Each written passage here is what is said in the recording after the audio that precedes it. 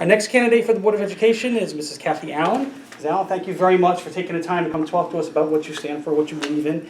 And what we're doing here is educating our different teachers and other educators in our community so that they're going to eventually, along with the results from the questions and the questionnaire, make their endorsement of the candidates this year. So we're doing it a little bit differently. So let's start with the questions. I have the first question I'd like for you to respond to. Sure. So if you are reelected, what are you willing to do to make sure that the Board of County Commissioners fully fund our Board of Education budget? That is an ongoing challenge, one that we have worked on for quite some time. I think that the approach that we are taking and have taken over the last couple of years has been certainly one that I endorse and I believe more effective. And that is that we're trying to go in and talk to them and educate them ahead of time, so we're not having these conversations through the third party of the press. And none of us like to be surprised by anything. And whether you're a school board member and you're walking through Target and somebody stops you and says, how can this happen, and you don't know anything about it, we never want the commissioners to be in that position either. We want them to fully understand where we are, where we're coming from, and what our needs are. We've done that to varying degrees of success, clearly, but the feedback that we've gotten from them and certainly our comfort level with the way we're handling things now is much better, much greater. And so I would propose to continue that. We can all count. We need 3 votes. In listening to the commissioners and on a variety of issues, they're not always in 100% agreement. But I think that we're going to continue to make the case for why, in many ways, we're an important part of the economic engine of this community, and the importance of expanding the tax base by having well-prepared students who graduate and can go on to work within this community, whether they go on to college, they go on to the military, or they go into private industry. But we need to make sure that we continue to make this an attractive place to be. And doing so helps us then to have the tax base to be able to fund our budget in the way that's needed. All right, thank you. Mm-hmm. Okay. Many school systems around us and in neighboring states have active middle school interscholastic athletic programs where schools play each other in various sports. For instance, Calvert County middle schools play each other in soccer, volleyball, cheerleading, baseball, softball, and track. Do you believe it is time for St. Mary's County to develop such a program for our students as well? If so, what will you do to begin such an endeavor? I would love to see us be able to institute that kind of a program. Certainly where I went to school in Fairfax County, I benefited from being able to participate after school in what was then called junior high school, in volleyball and some other sports. At this point, it really continues to be a matter of budget availability.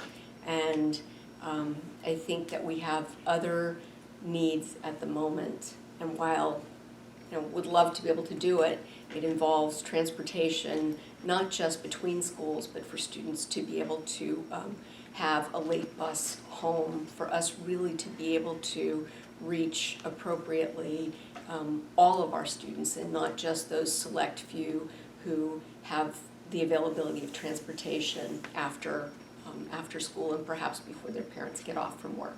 So I would continue to look for any avenue that would allow us to do that, but that right at this moment is not my budget priority. My budget priority is certainly continuing to be able to fund step increases, but also we've really got to continue to upgrade our technology, and those are 2 very worthwhile but very expensive endeavors. So. Okay, thank you. Mm-hmm. Hang on 1 minute. Sure. Thank you.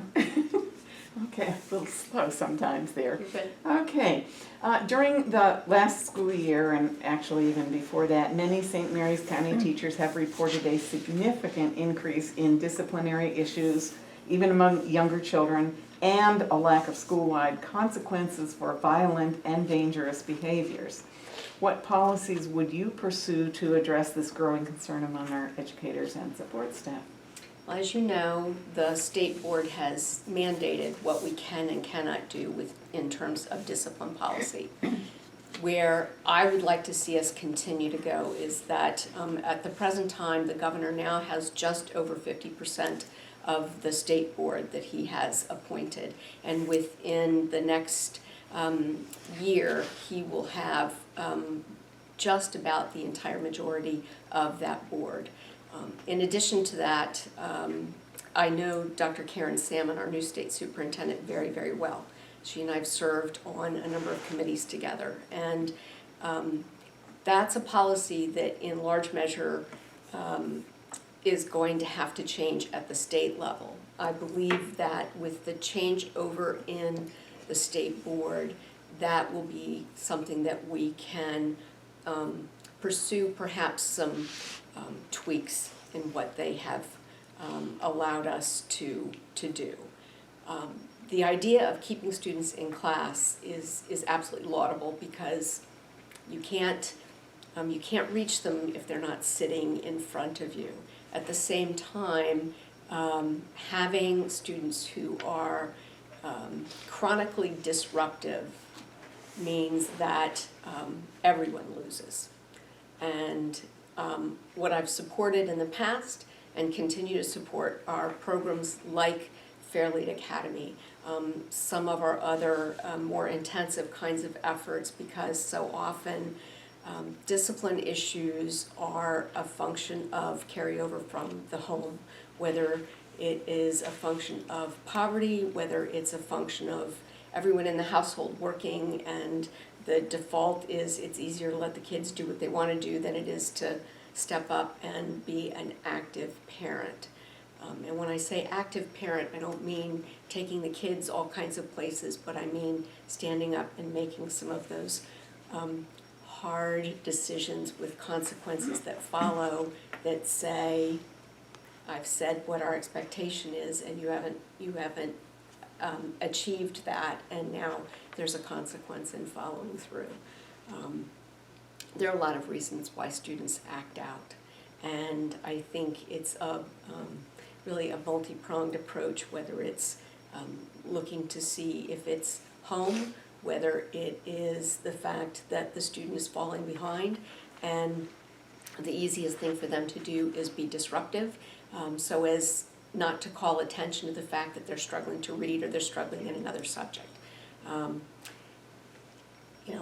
The other thing is that the board has been pretty specific with the superintendent about this being an issue that needs to be addressed. And it's not something that really is within the board's purview. Certainly we set policy, though some of that is mandated by the state. But by that I mean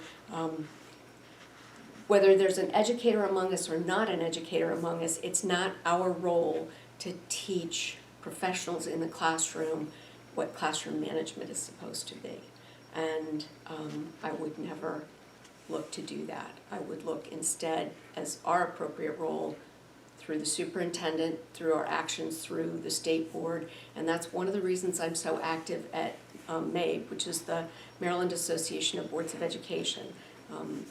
As a past president there, I'm well aware of the power for advocacy within MABE, and I'm an active participant in that through legislative committee, but also through attending state board meetings and getting to know state board members so that they have an understanding of who I am as an individual and whether or not they can trust my voice in what I share with them.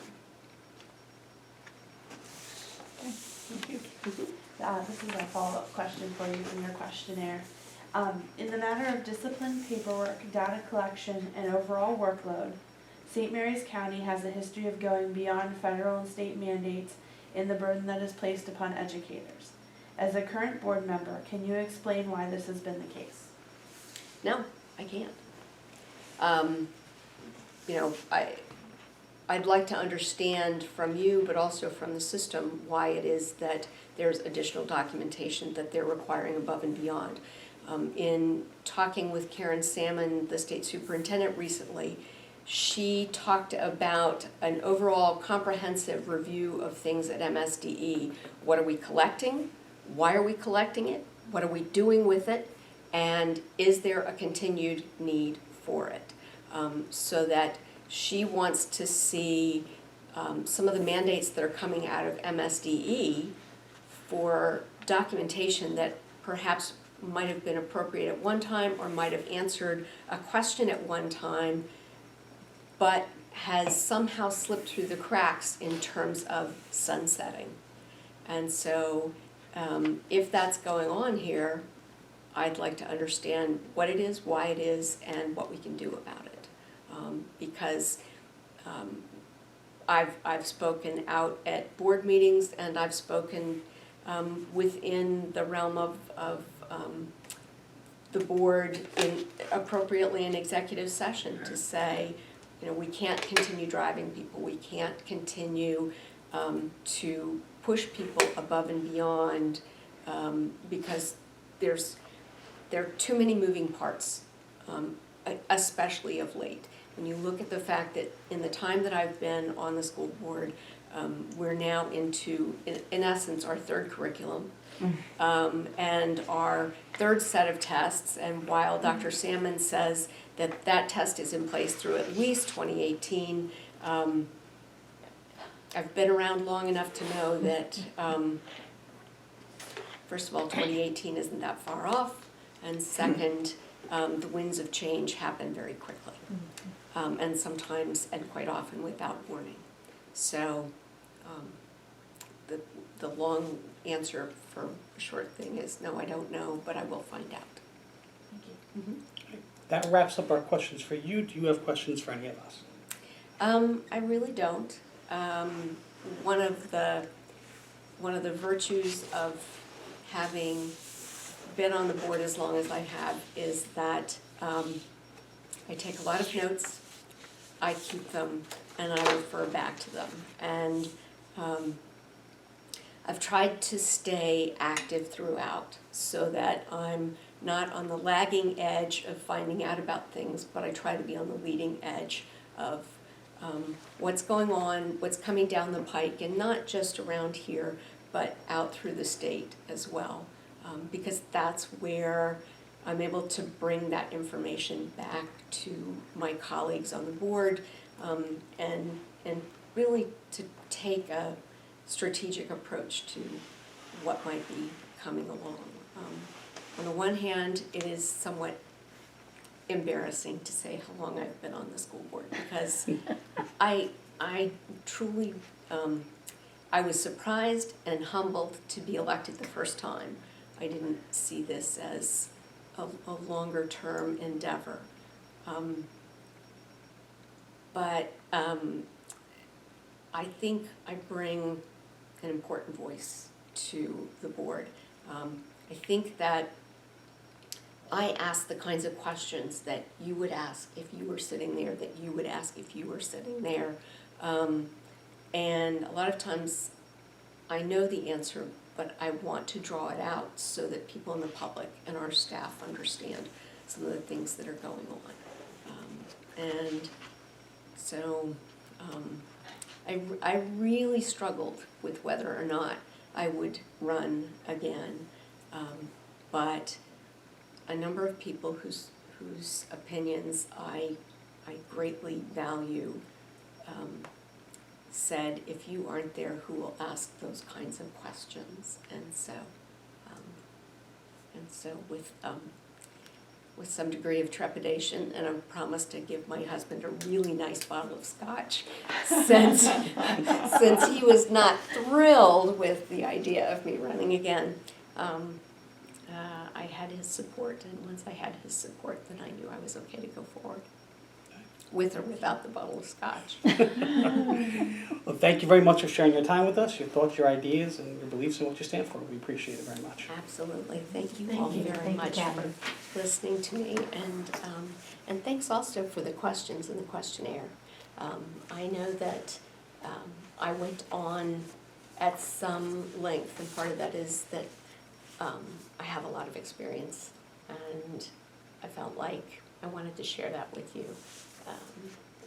But also because I felt that the questions you asked allowed me to really reflect on what I've done and whether or not I continue to bring that to this effort. So thank you, I appreciate it very much. Welcome.